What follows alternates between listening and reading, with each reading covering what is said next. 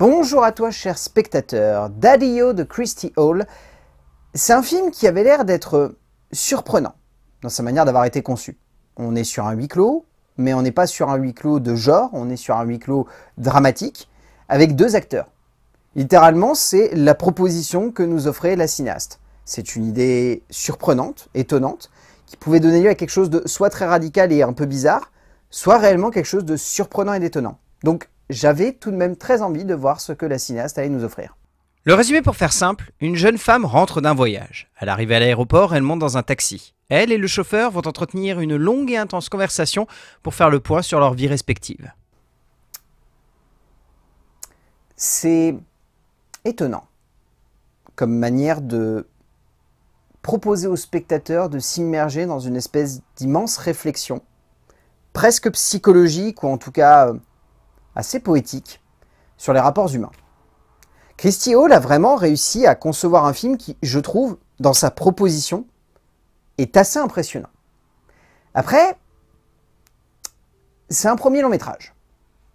Donc, j'aime l'idée qu'elle soit allée dans le côté radical de tout miser sur des acteurs et sur une proposition de cinéma tellement surprenante et tellement drastique que on ne peut que saluer le geste, même si on y voit des maladresses et même si on y voit des instants où on se trouve que ça ne nous impacte pas autant que ce qu'on aurait pu imaginer avec une telle proposition. C'est un film qui, je trouve, est réellement prenant.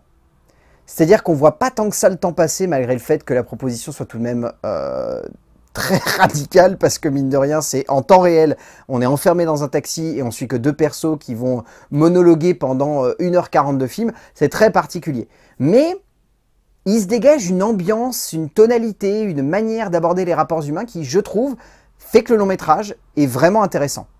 Et pas parfait parce que pour moi, il y a des gros problèmes de rythme et je trouve que par moments, c'est trop premier degré et que du coup, ça en devient presque maladroit. Mais j'aime bien imaginer que pour un premier long métrage, venir et dire « filez-moi deux super acteurs » et je vais vous pondre un film qui est bloqué dans un taxi et qui va juste raconter deux personnages qui ont des choses à se dire, au moins le pari est tenu.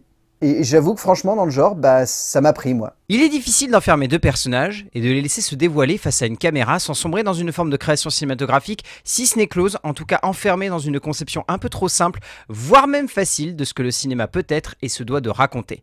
Christy Hall a pourtant épuré au maximum l'idée qu'elle se fait d'un drame pour offrir une longue plongée psychologique et humaine dans la vie de deux êtres que tout oppose, mais qui pourtant par leur conversation et la construction dramatique d'un récit vont finalement se rassembler au cœur d'une œuvre un peu trop conceptuelle, mais tout de même terriblement intense et prenante. En termes d'écriture, Christy Hall, comme je l'évoquais, il y a la radicalité du geste, c'est-à-dire que l'objectif est vraiment juste, clair et net, c'est poser une jeune femme qui rentre de voyage, poser un mec qui est en taxi et qui a l'habitude de taper la causette, et de voir si la tchatche va passer entre les deux et s'il va se passer quelque chose au fur et à mesure que le trajet va construire une relation ou au contraire va complètement être divisé. Donc, la proposition est tellement radicale que, encore une fois, je salue le geste. Après, il y a pas mal de petites maladresses dans cette manière de concevoir une dramaturgie, dans cette manière d'amener les deux personnages l'un face à l'autre. Je trouve notamment que, par moments, il y a des trous.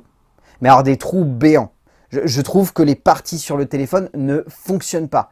Elles ont une certaine intensité par le biais de ce qu'on voit, mais en termes de dramaturgie pure, c'est littéralement des trous. C'est des trous de dramaturgie qui plombent le rythme. C'est très particulier, encore une fois, j'ai conscience, parce que le fait qu'on se retrouve devant un film qui nous propose d'avoir juste deux personnages dans un taxi, point, pendant 1h40, il y a cette radicalité, pourquoi pas. Mais ça fait vraiment des trop longues pauses et ça donne presque la sensation que genre, on est dans une intensité. Il y a du dialogue, il y a du dialogue, il y a du dialogue, ça avance. Et là, trou. Il se passe rien. Ou très peu. Et puis on reprend. Et ça donne des espèces de moments en dents de scie où d'un point de vue affect, ça fait que ça marche pas complètement. Il y a des moments où je devrais être impacté profondément par ce que je vois et je ne suis pas assez parce que je trouve que c'est un peu maladroit et un peu bancal. Mais après, encore une fois, les dialogues sont prenants, l'intensité du rapport et le développement entre les deux personnages qui est fait au fur et à mesure que la dramaturgie progresse est tellement juste que je me suis laissé prendre par cette histoire. Hall enferme totalement son récit, cherche avant tout à faire de sa narration un bon moyen de digresser et de philosopher sur les rapports humains, offrant avant tout, comme évoqué avant, un splendide travail de dialogue et d'introspection sur ces deux héros aux pensées et aux logiques diamétralement opposées. En ressort donc cette narration très réduite, en temps réel, se jouant d'une certaine idée de cinéma, construisant et développant avec une minutie et un minimalisme constant la base d'un huis clos pour en faire quelque chose de plus cérébral, parfois même un peu trop, pouvant donner la sensation que tout cela n'est qu'une immense phrase qui n'en finirait pas, si ce n'est à l'arrivée de l'héroïne. En termes de mise en scène, encore une fois, c'est radical. On est enfermé avec deux héros dans un taxi. Donc, il faut trouver des idées pour dynamiser ce rapport. Parce que on pourrait partir dans le truc hyper sommaire où genre on a trois niveaux de plan et puis c'est tout. On peut avoir l'autre exemple. Moi, j'aime beaucoup citer ce film qui est Locke de Steven Knight, qui a une proposition quasi similaire, c'est-à-dire qu'on a un personnage enfermé dans sa voiture et l'objectif c'est de voir qu'est-ce qui va se passer durant cette nuit-là. Là, l'idée est quasiment la même, donc l'objectif est d'avoir ces deux héros et de jouer sur des jeux d'échelle et des jeux de rapport.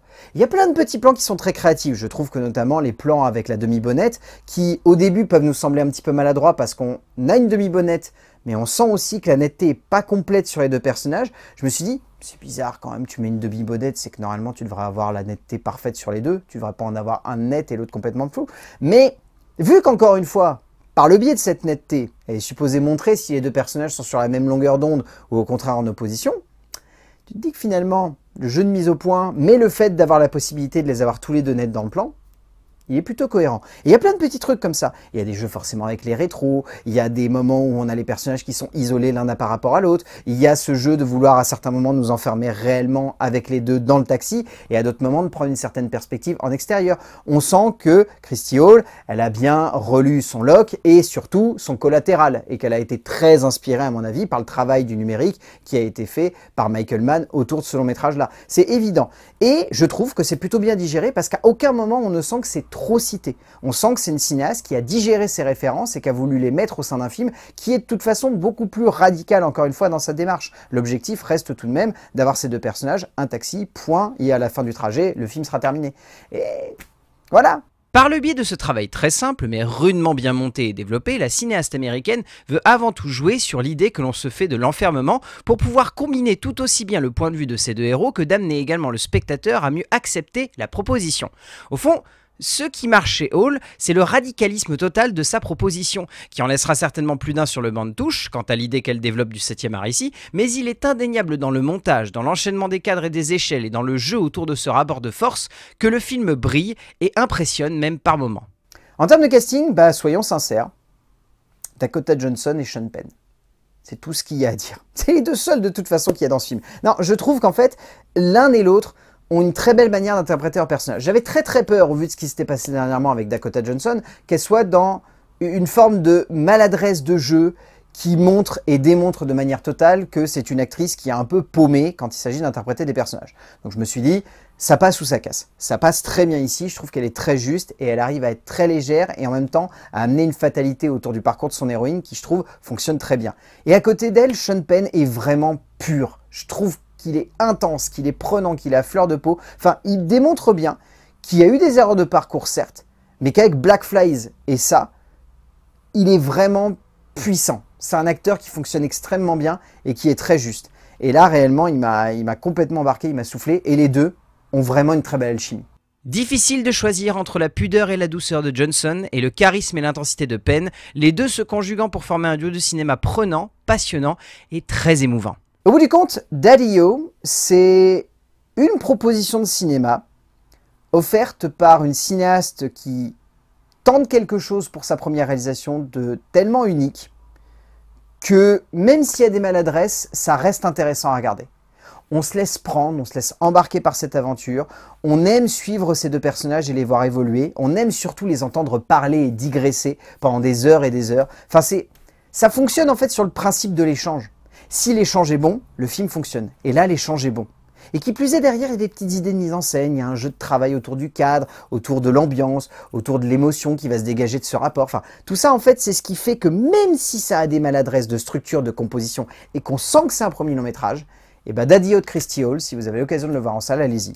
C'est pas parfait, loin de là, mais il y a vraiment des bonnes idées, il y a vraiment des bons moments, et les deux interprétations centrales. Si je dois vous convaincre d'aller voir le film, ce sera au moins pour les interprétations centrales. A plus!